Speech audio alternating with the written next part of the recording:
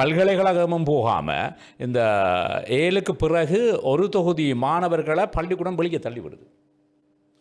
இந்த வெளியே தள்ளி விடுறவரால் அவ்வளோ காலம் படித்ததை வச்சு அவரால் ஒரு தொழில் கூட செய்ய முடியாமல் இருக்குது.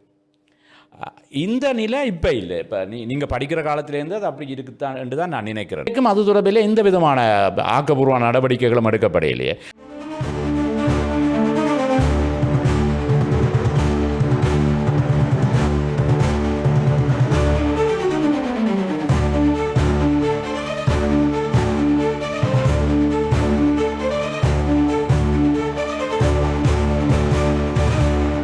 நேரடியாக பங்களிப்பு செலுத்தலை என்று சொல்லலாம். நேரடியாக பங்களிப்பு செலுத்தலை என்றால் அவ்வாறு வெளியேறின உடனே அவர் என்ன வேலைக்கு தயாரானவர் என்ற வெளிப்படை ஏற்பாடு இல்லை.